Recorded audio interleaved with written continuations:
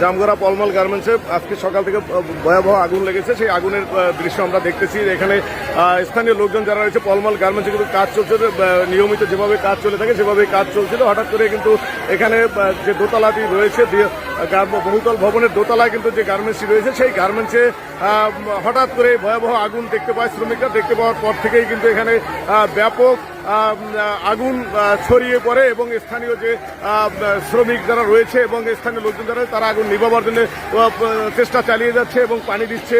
আপনি দেখতেছেন যে ভয়াবহ অগ্নিকাণ্ড, আগুন কিন্তু ছড়িয়ে পড়তেছে প্রতিটি জায়গা থেকে, ভয়াবহভাবে আগুন ছড়িয়ে পড়তেছে। এখন পর্যন্ত আমরা যতটুকু জানতে পেরেছি যে ফায়ার সার্ভিস কেউ এখানে আসেনি এবং স্থানীয়ভাবে চেষ্টা চলছে, যেহেতু এর একটু যানজট পূর্ণ এলাকায় রয়েছে, সেই জন্য ফায়ার সার্ভিস এখনো এসে পৌঁছায়নি। কিন্তু ভয়াবহ আগুনের তীব্রতা কিন্তু প্রতিনিয়ত বেড়েই চলেছে। আমরা এখানে দেখতেছি যে স্থানীয় যারা রয়েছেন এবং শ্রমিক যারা রয়েছেন, অত্র গার্মেন্টসে কর্মরত শ্রমিক যারা রয়েছে, তারা কিন্তু পর্যাপ্ত পরিমাণ চেষ্টা করছে আগুন নিভাবার জন্য। ধন্যবাদ।